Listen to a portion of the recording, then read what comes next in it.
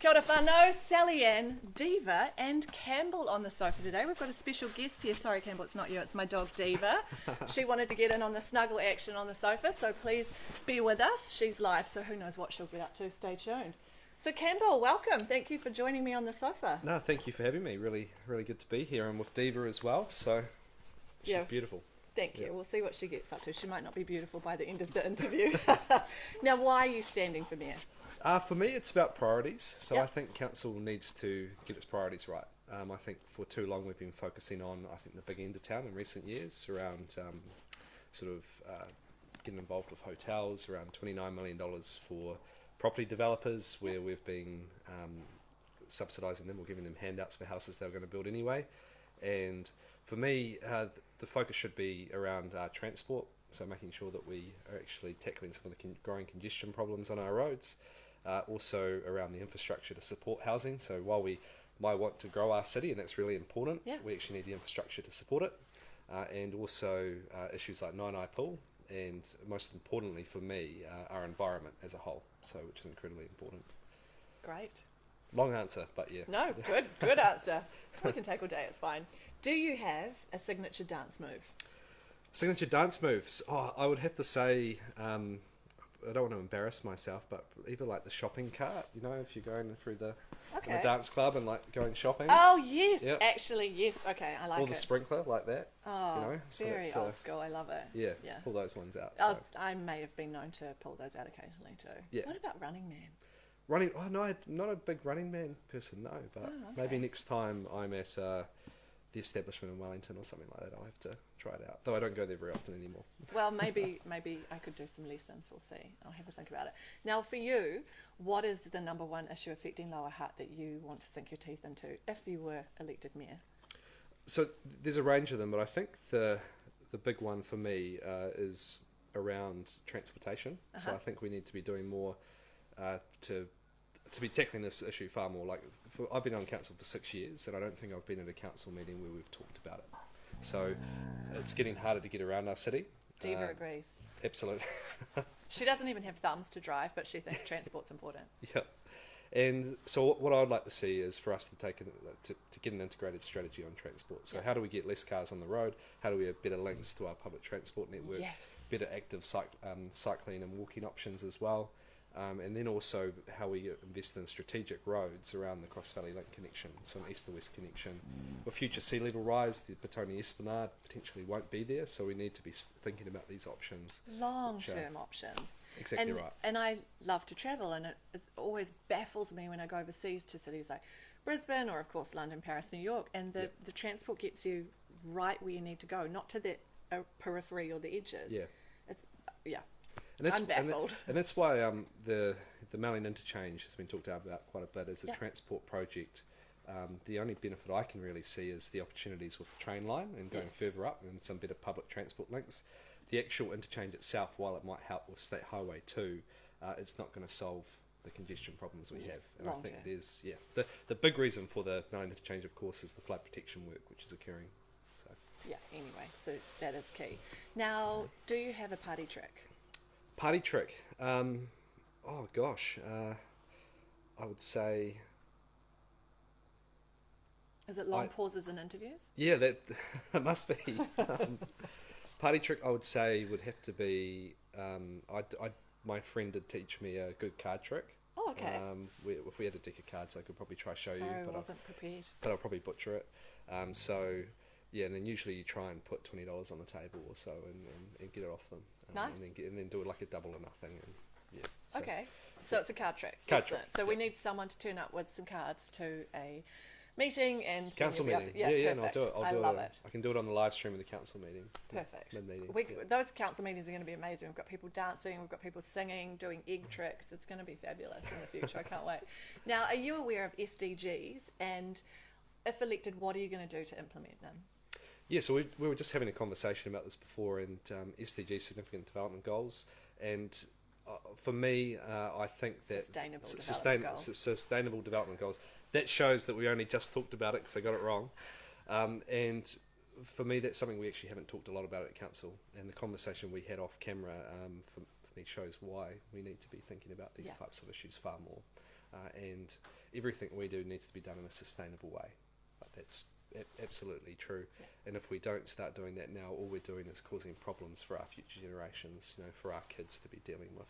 So we need to front up to probably a lot of things that have happened over the last, not 5-10 years, but 20-30 years in the way that it's been going. And that's something that I'll be the first to acknowledge that I can up my game up on as well. Brilliant. So homework for Campbell is learn more about strategic.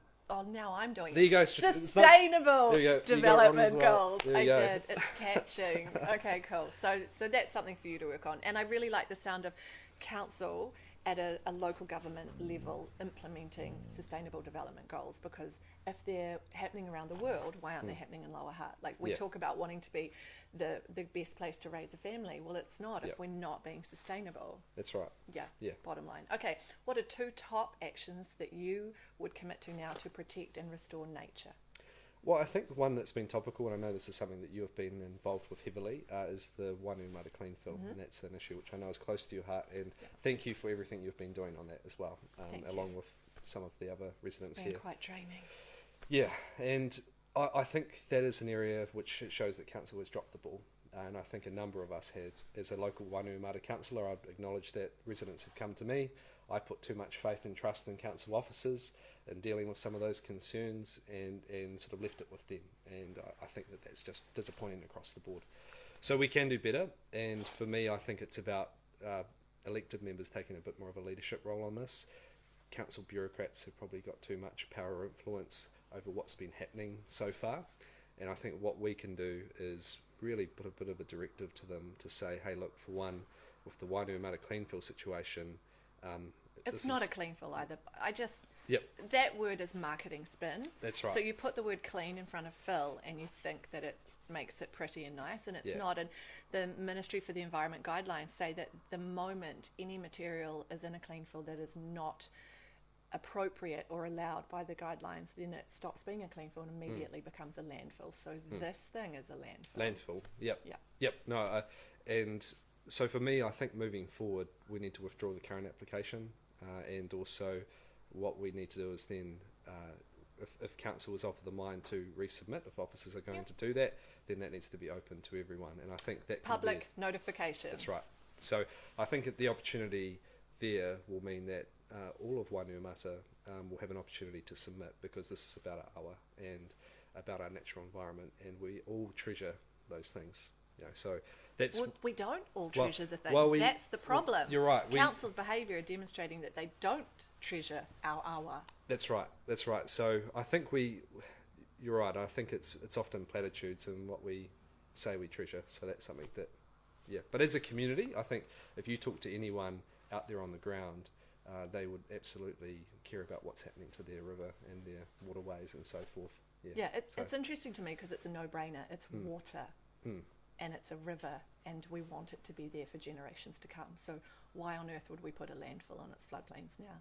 That's enough from me. Let's move on to the next question. Just on that one as well, though. So I think just as a broader side of what we can be doing for our environment, is I've suggested, or what policy for me is ring fencing the Silver Stream landfill profits, which is around $6 million a year, and saying that money then goes into environmental initiatives, how we can make less go into our landfill, how we can improve our recycling system, zero waste, exactly, and if we can find ourselves in a position where in 5-10 years our landfill profit is going down, well, I think that's a great outcome, because it shows that you're actually getting some wins on the board, because less is actually going there as well.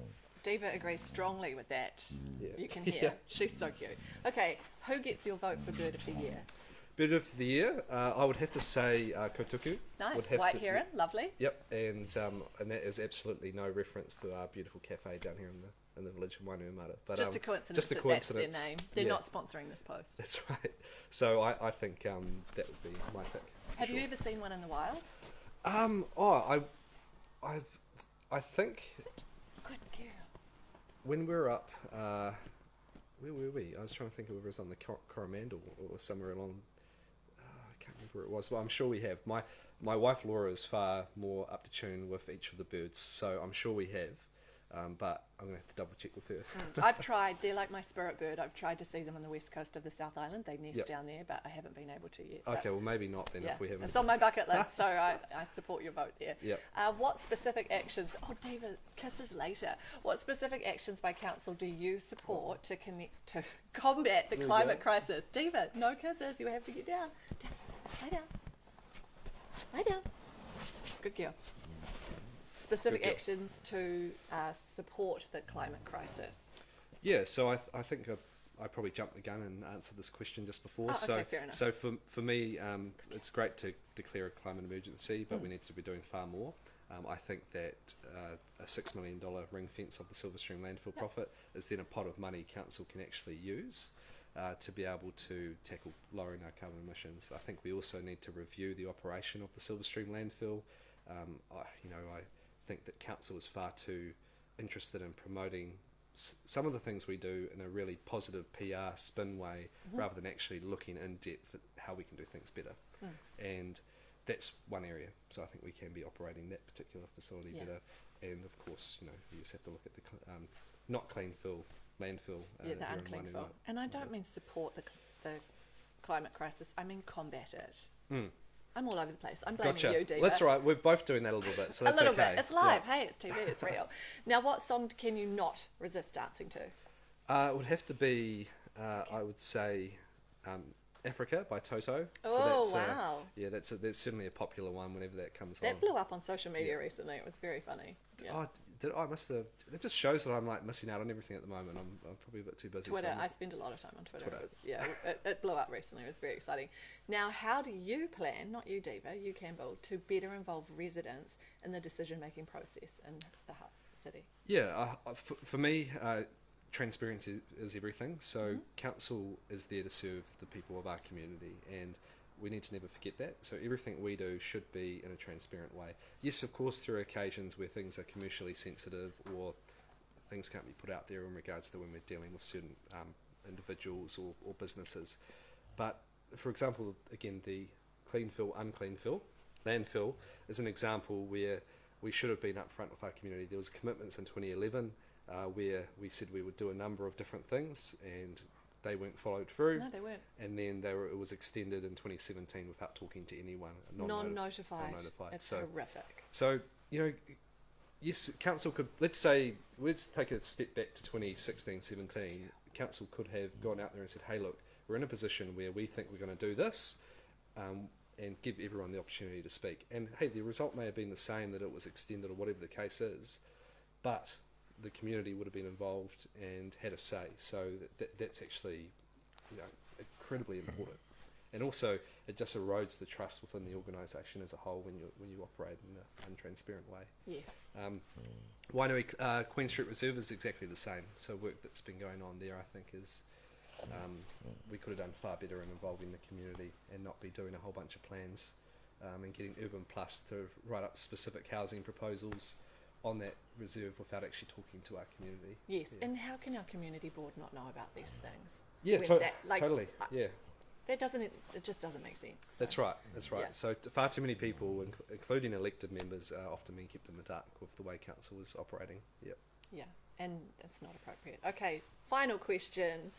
What is your go-to karaoke song?